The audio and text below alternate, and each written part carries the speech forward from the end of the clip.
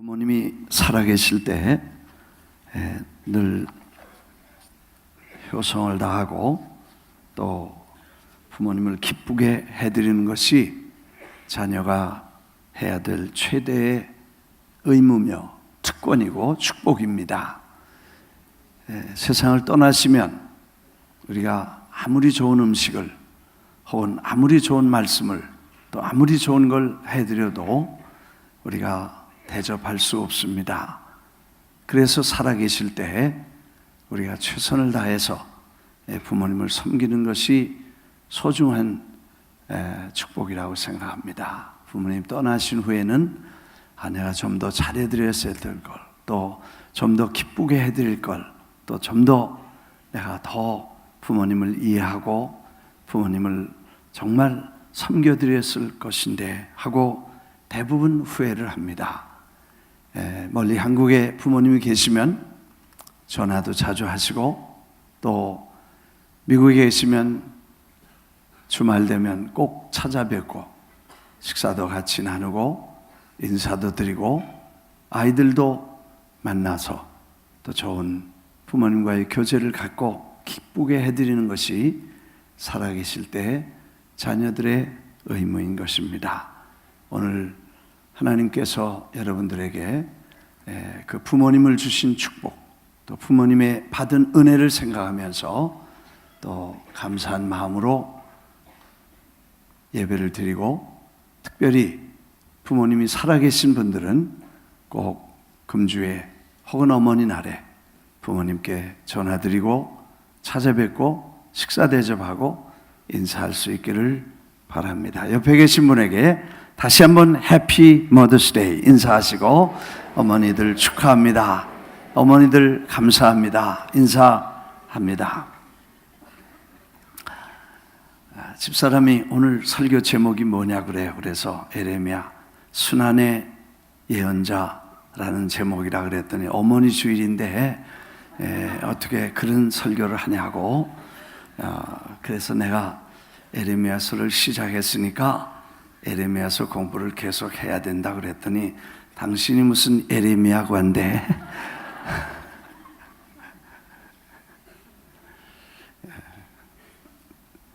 사실 이제 금주 제가 결혼 47주년이니까 사람이 오래 살다 보니까 친구같이 됐어요. 그래서 농담도 하고 이렇게 이런저런 얘기를 하는데 당신이 무슨 에레미야 관대 그런 얘기를 해서 내가 웃으면서 그래도 내 이 설교를 하는 게 좋겠다 그런 생각을 하면서 에레미야는 그 어디 사람이냐, 그 부모는 뭐 하시는 분이냐, 그 사람은 언제 부르심을 받았으며 어떻게 하나님이 부르셨고 그는 어떻게 리스폰드를 했냐 하는 것 지난번에 말씀을 드렸습니다. 그리고 그 첫 번째 하나님이 이 사람을 부르셔서 우리 성경 말씀대로 그 사람을 부르셔서 아나돗 제사장 hil기야의 아들, 그리고 요시야가 다스릴 때에, 그리고 시드기야가 예루살렘 사로잡혀서 바벨론에 멸망할 때까지 긴 시간 동안 말씀을 증거한 예언자다. 지난 시간에 말씀을 드렸습니다. 그가 콜링을 받을 때에 나는 아이입니다. 말할 줄 모릅니다. 사양했지만 하나님이 내가 책임지마. 그리고 보내셔서 하나님의 종을 보장해 주시고 책임져 주시겠다는 약속을 주심으로 저가 예언을 시작합니다. 오늘 본문은 그 시작할 때에 하나님께서 계시와 말씀을 받는 훈련을 시작하면서 내가 무엇을 보냐? 첫 번째 보여주십니다. 내가 뭘 보냐? 살구나무 가지를 봅니다. 그래, 잘 봤다 하고 칭찬하시면서 이 계시와 말씀을 받는 훈련을 시작하십니다.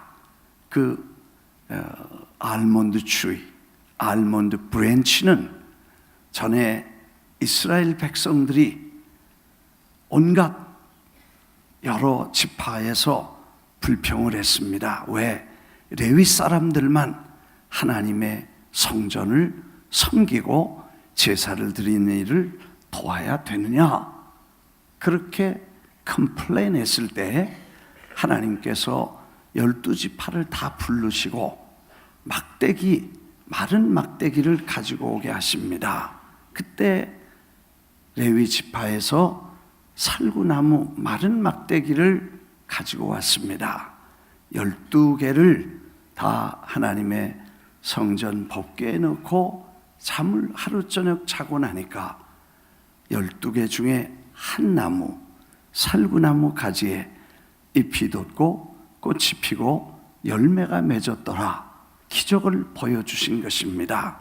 하나님이 사람들에게 실물로 교육하시면서 하나님이 어떻게 일하시는가를 직접 보여주신 나무가 살구나무였습니다. 그래, 살구나무 가지를 보느냐?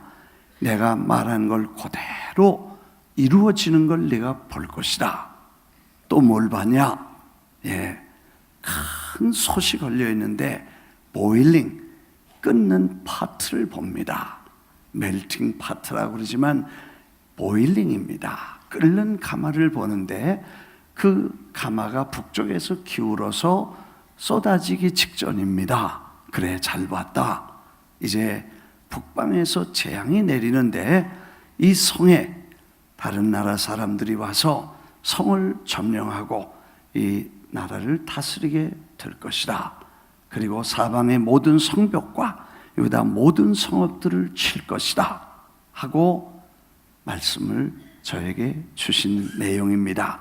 그래서 하나님의 말씀을 보는 훈련, 하나님의 계시를 받는 훈련, 하나님의 음성을 듣는 훈련을 통해서 하나님이 주시는 메시지를 당대 사람들에게, 왕에게, 백성들에게 전하는 사명을 시작하게 됩니다. 그때 당시는 근동 지방의 아주 상황은 말 그대로 일촉즉발의 위기였습니다. 북왕조 이스라엘은 벌써 150년 전에 아수르라는 제국의 멸망을 당해서 사람들을 다 섞어놓고 이스라엘 백성이라는 아이덴티티는 없어져서 신약에 나오는 사마리아 사람이라는 이름으로 150년을 지내게 됩니다. 사마리아가 그렇게 된 지 오랜 세월이 지나고 이제 그렇게 제국을 천하를 호령하던 이 아수르도 520년간의 세력을 다 끝내고 이제는 멸망해서 바벨론의 침공을 받고 아시리아는 무너지게 됩니다.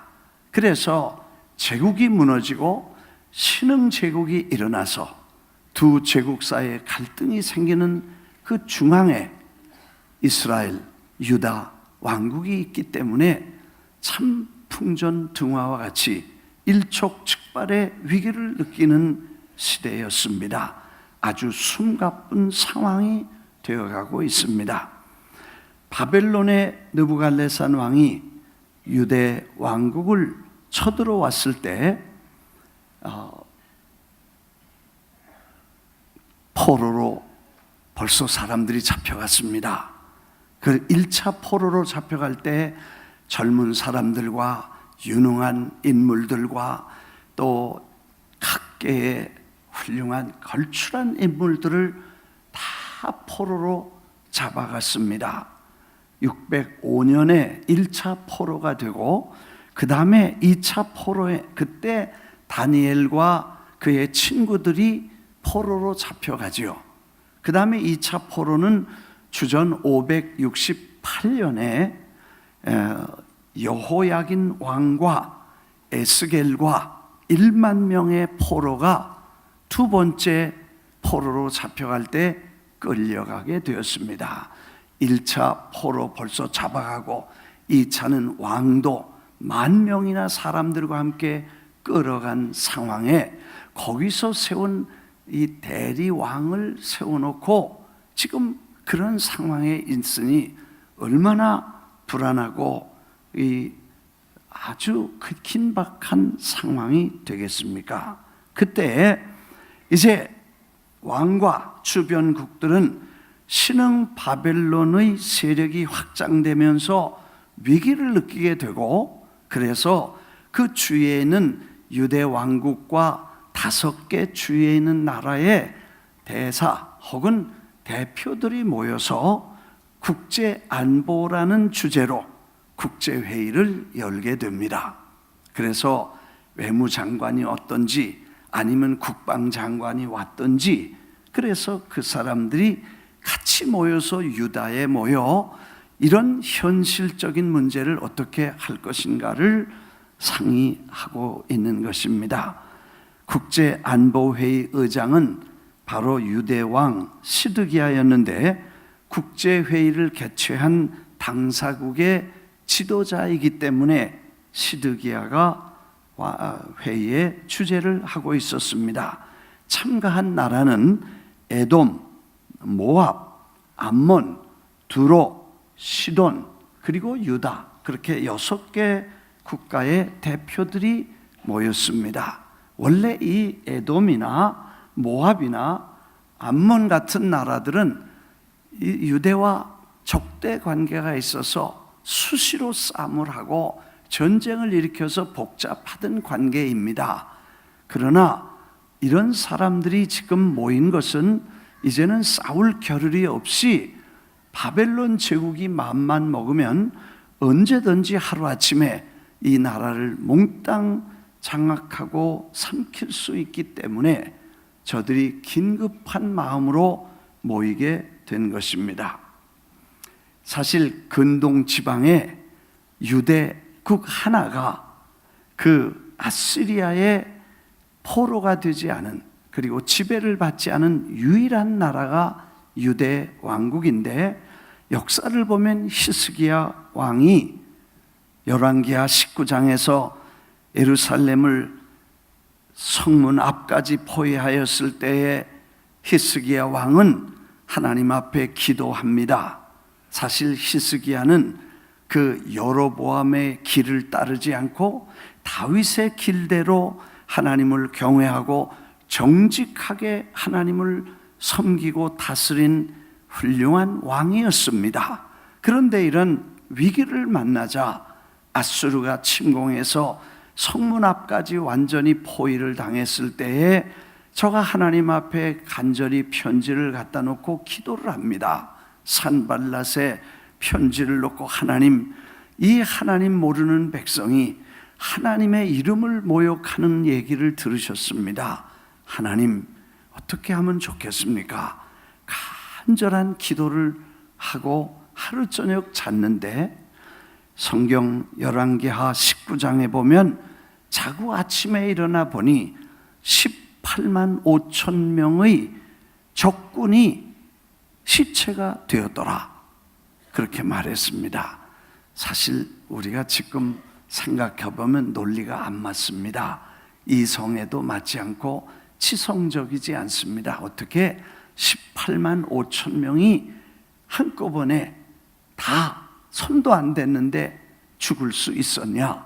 그래서 어떤 역사 기록을 보니까 페스트라고 하는 그 무서운 병이 그 군사들에게 이렇게 전염이 돼가지고 다 몽땅 하루아침에 죽었다, 그런 얘기도 나오지만 성경에 보니까 하나님께서 저들을 치심해 방법은 하나님이 하시겠고 18만 5천 명이 하루아침에 시체가 되었습니다.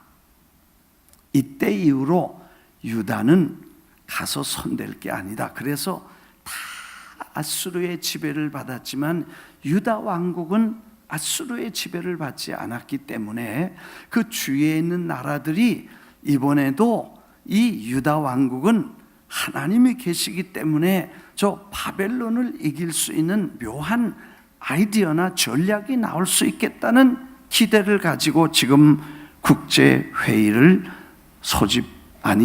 모이게 된 것입니다. 그래서 이 회의는 심각하게 어떻게 하면 바벨론의 침략을 막을 수 있으며 어떤 묘안이 있는지를 이야기하고 있는데, 그 중차대한 국제회의에 초대받지 않은 젊은 예언자가 나타납니다.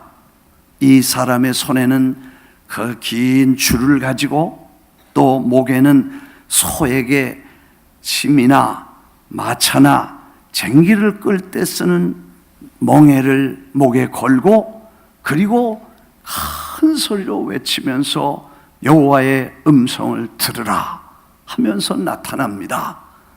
그래서 사람들이 긴장해가지고 도대체 저 사람이 누구고 무슨 소리 하나 들어보니까 하나님이 이 줄로 벌써 다 재시고 역사하셔서 이제 다 결정하셨으므로 하나님이 바벨론의 느부갓네살을 종으로 삼으시고 그에게 권세를 주셔서 모든 민족을 다스리게 하고 그 국가들은 그를 잘 섬기도록 하나님이 허락하셨다. 70년 동안 저들은 흥왕할 것이고 70년이 차면 다시 이 백성들은 해방을 받아서 돌아올 것이다. 하나님 앞에 목이 곧고 하나님을 배반하고 거역하고 그리고 하나님을 경외하지 않은 진 웅덩이에 물을 파며 생수의 근원인 하나님을 버린 이유로 당신들은 고생하고 가서 나무 멍에를 매야 됩니다. 이렇게 설명을 합니다. 요즘 말로는 1인 쇼요, 기가 막힌 퍼포먼스와 함께 메시지를 전하는 것이 예레미야서 27장 5절부터 11절까지 나옵니다.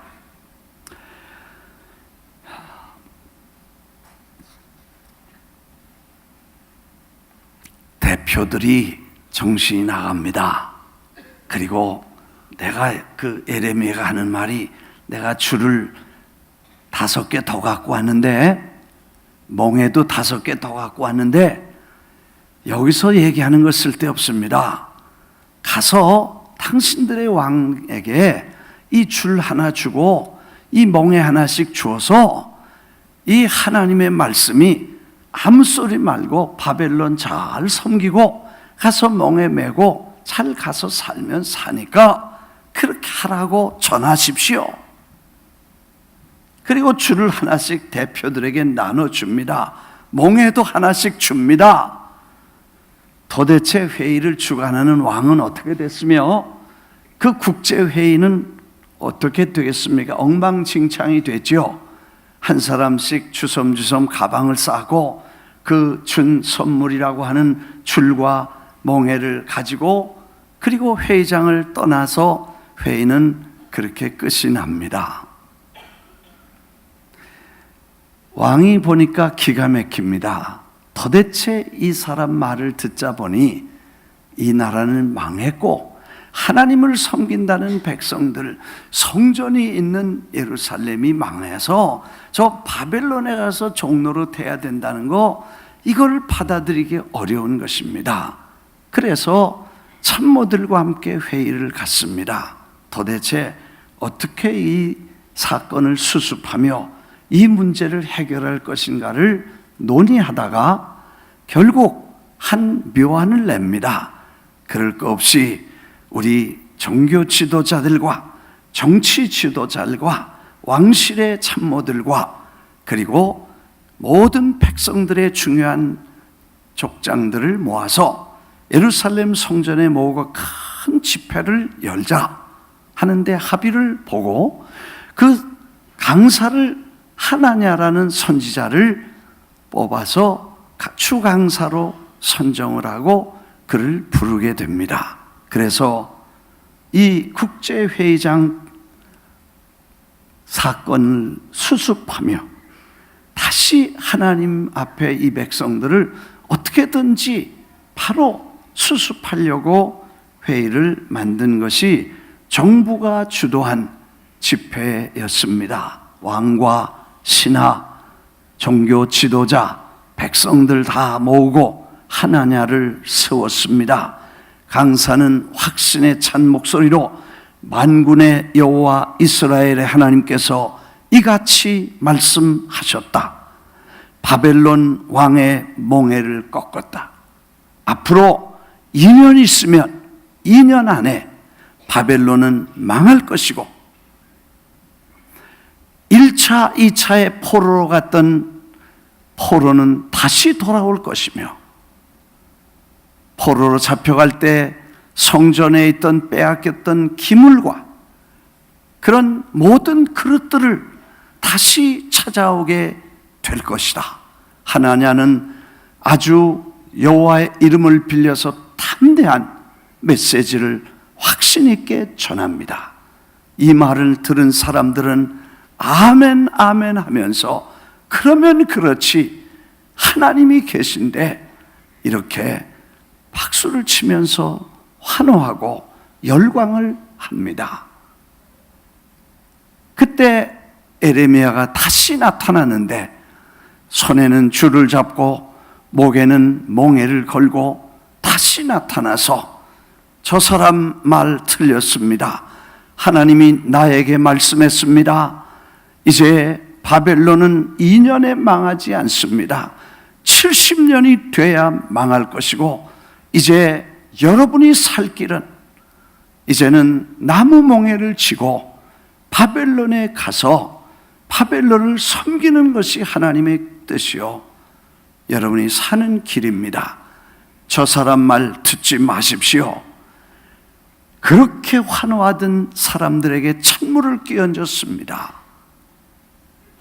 사람들은 수군거리기 시작합니다. 저 사람 말이 맞아? 저건 또 무슨 말이야? 그리고 술렁술렁 될 때 주광사의 권위로 하나냐는 에레미야에게 쫓아갑니다. 당신 말 틀려서 내가 분명히 하나님께 말을 들었는데 바벨론 몽해를 하나님이 꺾으시는데 2년 안에 바벨론의 몽해는 꺾일 것이다. 그리고 에레미야 목에 걸쳐있던 그 몽해를 가져다가 꺾었다고 말했습니다. 그건 이렇게 나무처럼 꺾이는 거 아닙니다. 원래 소가 끌 때 무거운 짐이나 마차를 끌 때 얻는 건데 그거는 대부분 이 정도의 굵은 나무로 소 어깨에 얹어 놓습니다. 손으로 꺾이는 게 아닌데 아마 도끼로 잘랐든지 톱으로 켰든지 그걸 꺾고 바벨론은 이렇게 2년 안에 꺾일 것입니다.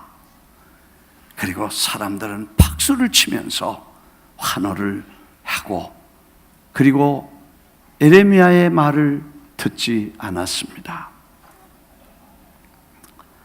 70년이 차야 바벨론은 망하고 그동안 바벨론 왕을 섬기고 몽해를 잘 메고 살라 아니면 죽는다. 관중들은 혼란스러워할 때 하나냐가 다시 외친 말은 2년 안에 바벨론의 몽해를 하나님이 꺾으신다고 말했습니다. 2년만 참으면 된다는 말에 누가 70년의 어두운 얘기를 들으려고 하겠습니까? 이 2년의 메시지와 70년의 어두운 메시지를 백성들은 선택했어야 됩니다. 그래서 70년이라는 끔찍한 긴 세월, 어두운 메시지는 잊어버리기로 하고 하나냐의 2년 메시지, 밝고 아주 기쁜 희망적인 메시지를 가슴에 품고 집회는 끝났습니다. 에레미야는 참패했습니다. 그리고 열광하는 백성들의 열정적인 후원을 받은 아나니아는 큰 소리로 외치면서 2년만 참자고 회의를 맞추게 됩니다. 이 집회를 맞추게 됩니다.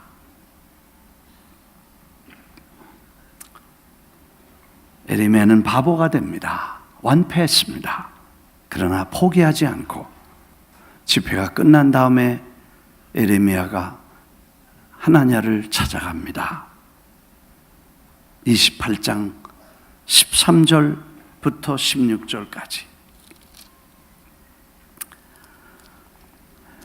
10절에 보니까 찾으셔서 28장 10절입니다. 찾아보시고 여기도 좀 띄워주실 수 있나요? 네. 선지자 하나야가, 이거 다 우리가 성경을 다 미리 읽고 또 다 하나씩 읽어야 되는데 그러다 보면 시간 많이 지나니까 우리가 그렇게 할 시간 없으니까 그냥 중요한 포인트만 이렇게 절수, 그리고 중요한 포인트만 보겠습니다. 선지자 하나야가 선지자 에레미야 목에서 멍에를 빼앗아 꺾고, 그렇죠? 11절에 모든 백성 앞에서 하나냐가 말하여 이르되 여호와께서 이같이 말씀하시니라. 내가 2년 안에 모든 민족의 목에서 바벨론의 왕 느부갓네살의 멍에를 이와 같이 꺾어 버리라 하셨느니라 하며 선지자가 자기의 길을 가니라. 바보가 되어서 완패하고 집으로 돌아갑니다. 12절 선지자 하나냐가 선지자 에레미야의 목에서 멍에를 꺾어버린 후에 여호와의 말씀이 에레미야에게 임하니라. 이르시기를 너는 가서 아나냐에게 말하여 이르기를 여호와의 말씀에 내가 나무 멍에들을 꺾었으나 그 대신 쇠 멍에들을 만들었느니라. 만군의 여호와 이스라엘의 하나님께서 이와 같이 말씀하시니라. 내가 쇠 멍에로 이 모든 나라의 목에 메워 바벨론의 왕 느부갓네살을 섬기게 하였으니 그들이 그를 섬기리라. 내가 들짐승도 그에게 주었느니라 하라. 선지자 에레미야가 선지자 하나냐에게 이르되 하나냐여 들으라. 여호와께서 너를 보내지 아니하셨거늘 내가 이 백성에게 거짓을 믿게 하는도다. 그러므로 여호와께서 이같이 말씀하시되 내가 너를 지면에서 제하리니 내가 여호와께 패역한 말을 하였음이라. 내가 금년에 죽으리라 하였느니라 하더니 선지자 하나야가 그해 7째 달에 죽었더라. 마지막 절입니다. 에레미야가 선지자 하나야를 찾아가죠. 그리고 단둘이서 하나님이 나에게 말씀하셨다. 하나님이 보내지 아니었는데 네가 어찌야 가서 내가 시키지 않은 말을 사람들에게 했고 그 한 말이 사람들을 속이고 사람들이 듣고 싶다고 네 말을 전한 걸 내가 책망하노라. 너는 2년 아니야 금년에 죽으리라. 곧 주님이 말씀하셨다. 그리고 왔습니다. 여러분, 그리고 2달 만에 하나냐는 무슨 이유인지 죽습니다. 그게 에레미야가 말한 내용대로 이루어졌습니다.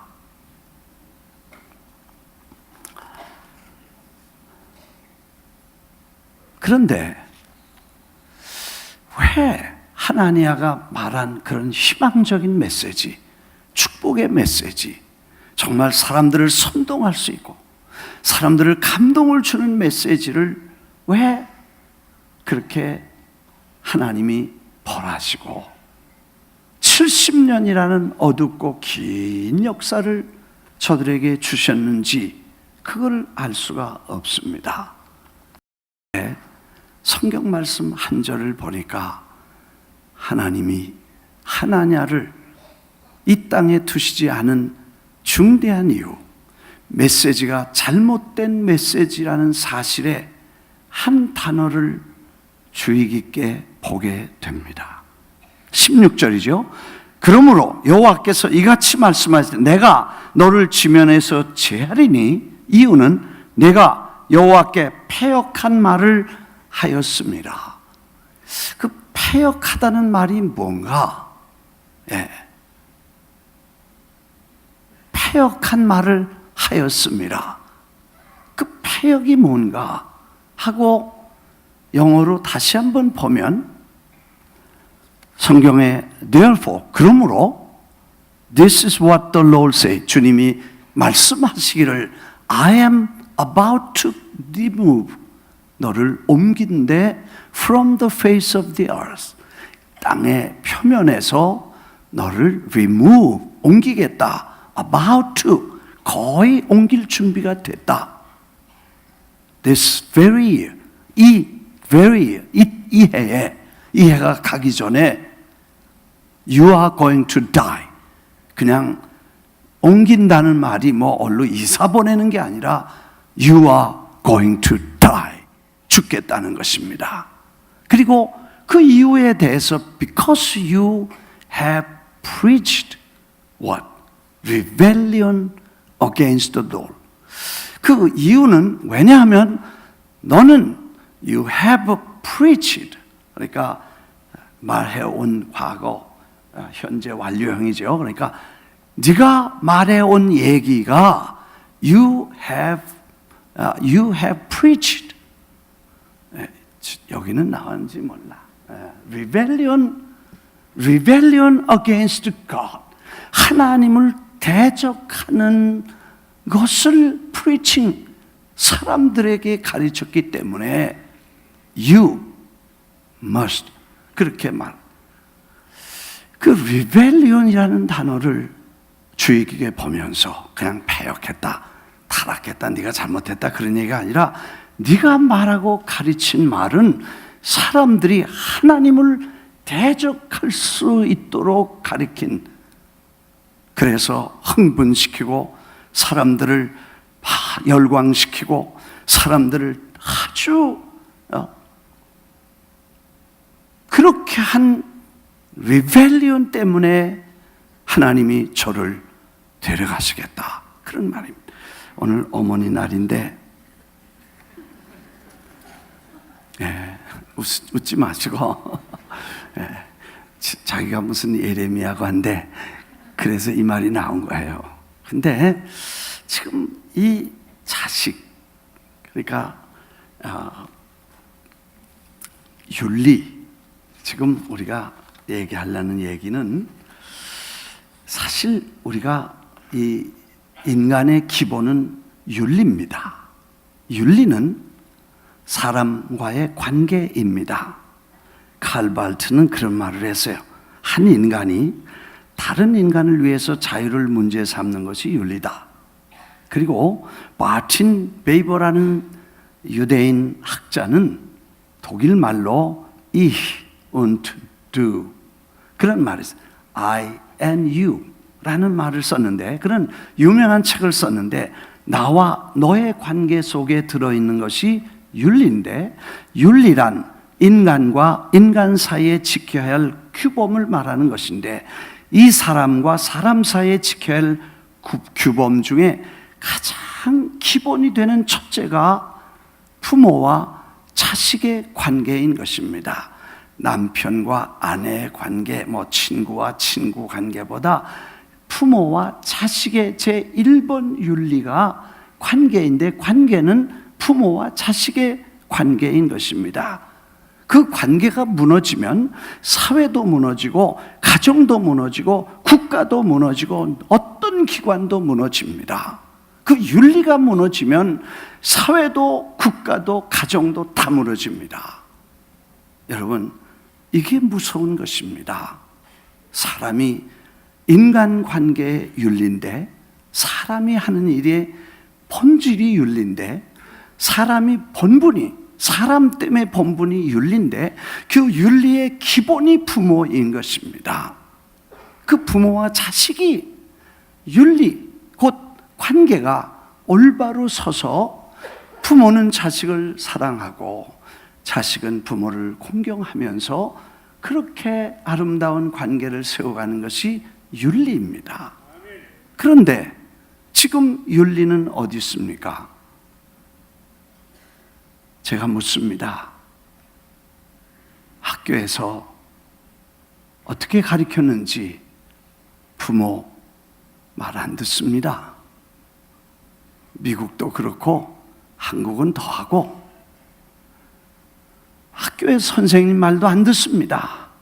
요즘 제가 한국 가서 물어보니까 애들 새벽부터 가서 학교 갔다가 가회 서너 군데 들러서 집에 오는 시간에 밤 11시인데 스쿨버스가 길거리에 절비해요. 도대체 이 밤에 애들이 어딜 가냐? 그랬더니 지금 과외 공부를 마치고 집으로 간다는 거예요. 그러면 밤 11시까지 과외 공부를 하고 학교 가서는 어떻게 애들이 공부를 하냐? 그랬더니 학교 가서는 공부 안 한다는 거야. 그 뭐 하냐니까 잔대. 그 자는 걸 어떻게 애들이 어떻게 자는데 그걸 선생이 놔두냐 그랬더니 선생이 건들지 못한다는 거야. 잘라면 잘하고 다 놔두고 그냥 듣는 애들 듣고 그러는 거지 절대로 잔다고 야단치거나 그러면 큰일 난대. 애들이 들고 선생을 패는데 정신 못 차린다네. 그래서 놔둬야 된대. 그렇게 해서 학교에서 과외 공부를 시켜서 고등학교 들어가기 전에 중학교 때 벌써 중학교 거 다 배우고 고등학교 다 배워서 그래가지고 고등학교 들어간다는 거예요.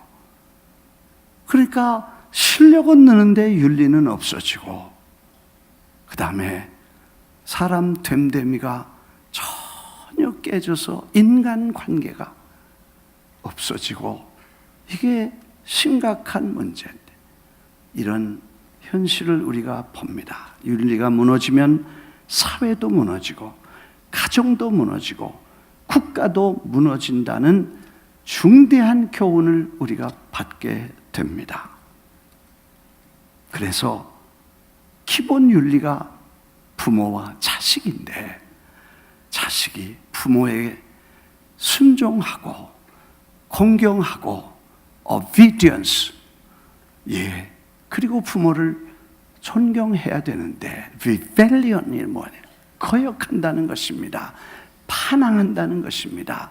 그리고 부모를 업신여기고 대들고 그렇게 하는 rebellion을 가리켰기 때문에 너는 하나님에 대한 리벨리언, 사람에 대한 리벨리언에서 시작하면 반드시 하나님에 대한 대적하는 리벨리언이 생긴다는 것입니다.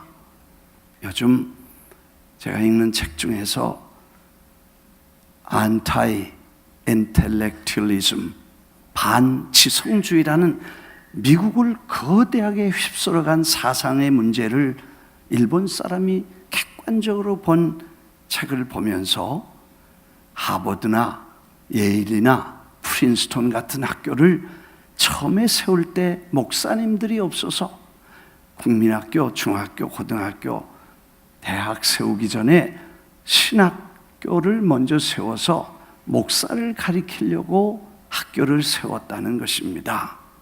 그 세 학교 나중에 이제 다른 학교도 다 생겨서 아이비리그가 생겼지만 그 학교들이 처음에 전부 하나님이 말씀을 전하는 설교자를 가리키려고 만들려고 학교를 세웠는데 그 하나님의 사람들을 키우면서 중대하게 사람이 동등하다는 이퀄리즘, 모든 사람이, 하나님은 사람 위에 사람도 세우지 않고 사람 아래 사람도 세우지 않았다는 동등하다는 사상을 너무 강조하다 보니까 이 하나님에 대해서 그리고 인간과 어른들에 대해서나 인권과 개인주의를 너무 주장하다 보니까 그런 인간이 가진 기본적인 윤리를 갖추지 못하고 그거를 소홀히 했기 때문에 결국 이러한 거대한 바람이 미국을 휩쓸어서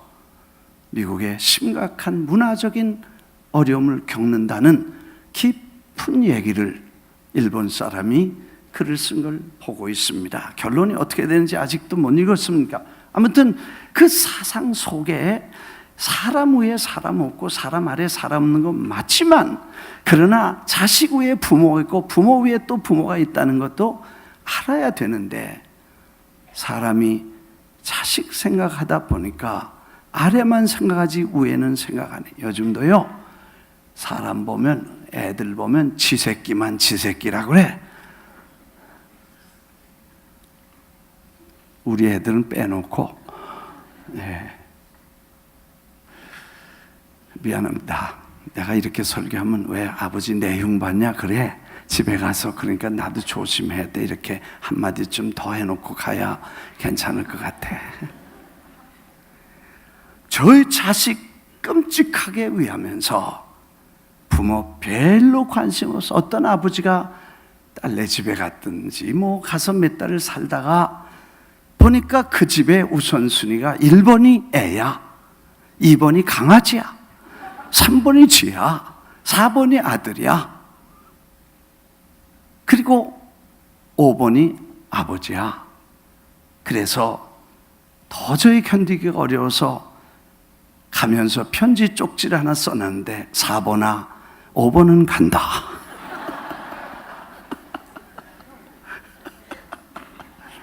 그리고 가버렸어. 강아지만도 못하게 생각하고 있다는 얘기. 이게 리벨리온이야. 있을 수 없다는 거지. 여러분, 자식을 아끼는 것 귀하죠. 나도 이제 할아버지가 되니까 애가 얼마나 귀여운지 너무 귀여운 거예요. 피곤도 애만 보면 풀리고, 그 부모들이 얼마나 애 키우는데 힘든데도 그 애를 보면 늘 기쁜 거야. 눈에 넣어도 아프지 않지요. 그러니까 그걸 위하는 거예요. 애들만 보다 어른 안 보이면 문제가 생기겠다. 5번 된다. 그런 말이야. 그래서 우리가 자식도 잘 돌보지만 부모를 잘, 성경에 보니까 10계명 중에 하나님에 대해서 4가지가 있고 사람에 대해서 6가지가 있습니다. 그래서 출애굽기 20장에 보면 너희는 이 부모에게 효도를 하라, 공경하라. 그러면 땅에 사는 동안 장수하고 잘 될 거다. 이렇게 말씀을 하시면서 그 10계명 중에 하나님에 대한 얘기 빼놓고 사람에 대한 얘기할 때 먼저 내 부모를 공경하라, 살인하지 말라, 간음하지 말라, 도둑질하지 말라, 이런 거 다 쓰고 그 앞에 내 부모를 공경하라. 인간에게 가장 중요한 윤리는 바로 하나님 앞에 부모를 공경하라.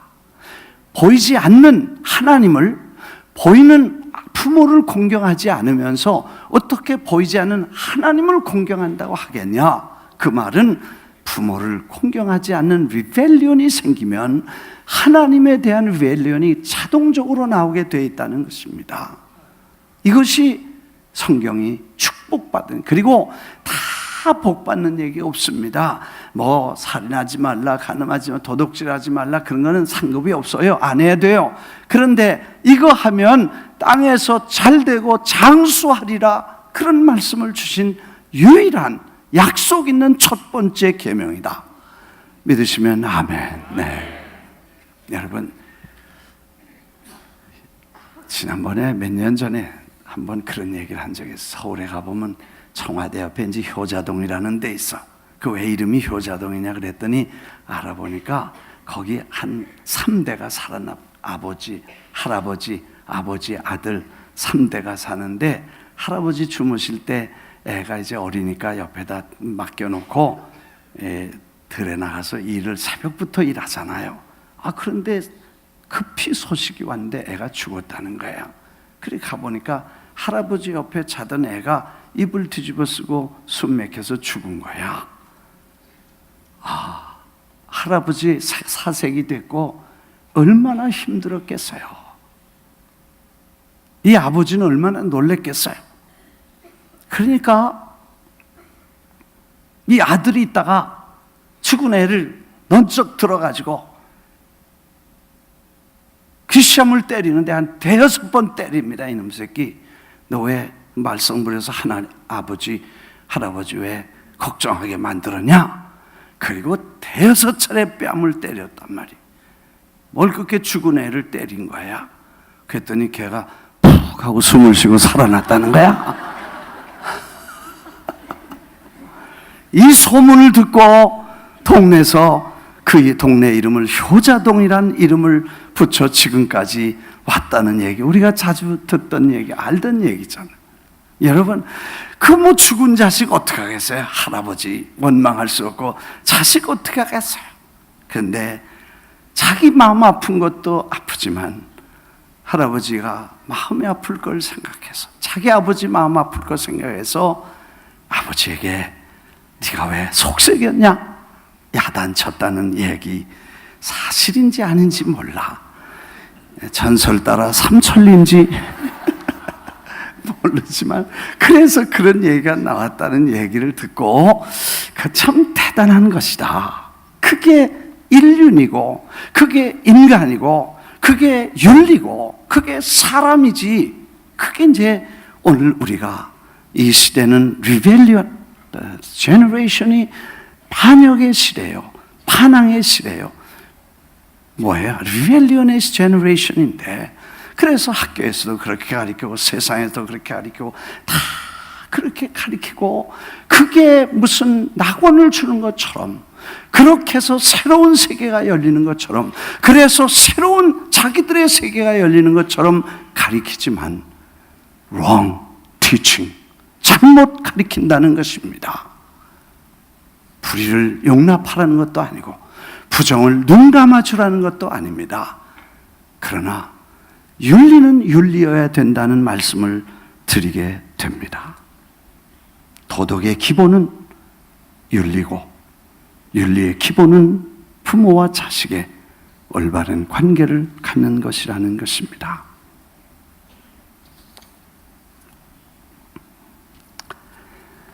한 번은, 벌써 시간이 다 됐네. 한 번은 청년, 이름이 워싱턴, 조지 워싱턴이라는 청년이 꿈을 가지고 뱃사람이 되기로, 항해 캡틴이 되기로 결심을 합니다. 오래 꿈꾸던 뱃사람이 되어서 큰 마도로스처럼 그 풍선을 높이 달고 배를 띄어서 여기저기 다니는 꿈을 꾸다가 결심을 하고 집을 떠납니다. 하인을 시켜서 짐을 챙기고 무거운 짐을 메고 떠나기 전에 어머니에게 인사를 하러 갑니다. 어머니, 제가 꿈꾸던 장래 꿈을 위해서 집을 떠납니다. 그래, 어디로 가냐? 제가 마도로스가 되어서, 선장이 되어서, 그리고 배를 몰고 다니는 사람이 되고 싶습니다. 그래, 어머니가 손을 꼭 잡으시고 그래서 인사하러 왔습니다. 그랬더니 그래, 그리고는 더 이상 아무 말씀도 안 합니다. 잘 가라든지 못 간다든지 안 된다든지 된다든지 말씀이 없어. 그리고 어머니는 눈에서 두 눈물이 주르르 흐릅니다. 그리고 한마디도 안 하시고 손을 잡고 놓아주지도 않고 가지 말라는 말도 안 하고 울기만 하십니다. 왜 그랬겠나 생각해 보니까 지금은 큰 엔진들이 있어서 바람 불든지 태풍 불어도 그냥 달리잖아요. 그때는 그런 엔진이 없었어요. 그리고 이제 나침반 조그만 거 하나 가지고 동서남북 하늘 별 보고 쫓아다니던 그런 때 바람 불면 배가 키로 움직이는 그런 배니까 풍선. 그 배는 정말 좌초하지 않으면 파손해서 바다에 대부분 다 빠지게 됩니다. 아들이 어느 시간에 파손해서 뱃사람이 되어서 물에 수장될 걸 생각하니 가라 그럴 수도 없고, 꿈을 가지고 간다는데 가지 말아라 그럴 수도 없어서 손만 잡고 울고 있었다는 것입니다. 그때 이 청년은 어머니 눈에 눈물을 흘리는 걸 보면서 제가 떠나지 않겠습니다. 그리고 짐을 내리고 눌러 앉습니다. 후에 미국이라는 합중국을 세운 초대 조지 워싱턴 대통령이 됩니다. 부모의 말을 순종한 사람의 축복이라는 것입니다. 나는 여러분에게 지난 날은 모릅니다. 다 우리가 부족하지요. 살아계실 때에 잘해드리고 지금부터라도 잘해드리시고 오늘부터 전화하십시다. 카카오톡은 도대체 뭐 하는데 쓰고, 그리고 사진 나오는 것도 있어. 그 사진 찍어서 사진 나오는 거 붙여서 애들 밥 먹는 거, 또 식구들 얼굴 다 서울에 보여드리고,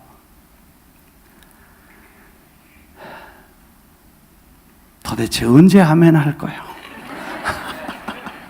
이렇게 말해도 안 들으면. 아멘이요? 아멘 해야 끝나잖아요, 설교가. 아멘. 네. 그래서 다 비춰줘요. 오늘 교회 갔었습니다. 그리고 애들하고 밥 먹는 거 지키고, 그래서 우리 어른들에게 그렇게 잘 기쁘게 해드리고, 뭐라고 말씀하든 부모님 가슴 아픈 거 하지 말고, 눈에 눈물 흘리는 거 하지 말고, 부모님 기뻐하시는 일 하면 하나님이 축복하시게 됩니다. 이 에레미야와 아나니아는 다릅니다. 하나니아는 좋은 소리 같지만 반역을 가리켰고, 괴로운 소리지만 인내와 고통을 통해서 메시아가 오신다는 희망을 전한 이 메시지의 두 전달자를 보고 분석하고 여러분이 선택할 수 있기를 바랍니다. 70년이 찼을 때 에레미야의 예언대로 바벨론에 큰 잔치가 이루어집니다. 그 귀족들과 귀빈들 1000명이 모였습니다. 너무 기분 좋아서 바벨론 신이 세계 최고라고 자랑하면서 저 예루살렘에서 가져온 성전의 기명을 갖다가 술잔을 따라 축제를 벌리자고 말했을 때, 그들이 예루살렘 성전에서 가져온 성전 여호와의 기명을, 제사 드리는 기명을 가져다가 술을 마시며 그들의 신을 축제하는데 쓰고 취해 있을 때 벽에 손이 나옵니다. 갑자기 손이 나와서 복에 휘갈려 쓰는 한 글씨가 나오는데 벽에 선명하게 찍힙니다.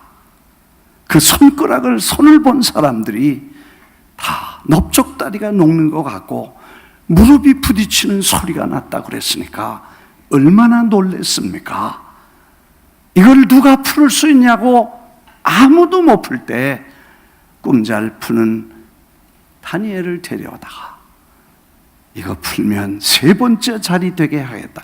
그 아버지는 사막에 들어갔고 그 아들이 통치하고 그 다음에 세투작이 2번째니까 3번째 자리 주겠다고 해서 그 이 손가락 글씨를 해석합니다. 메네 데겔 우바르신.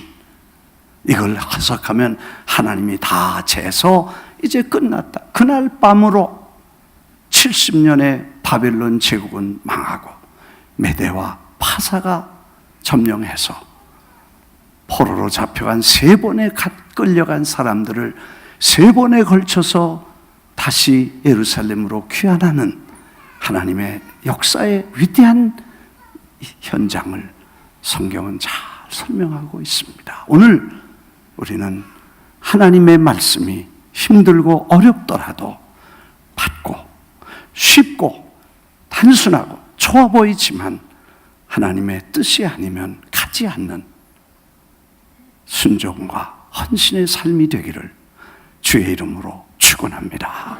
축원합니다. 축원합니다. 기도하겠습니다. 하나님,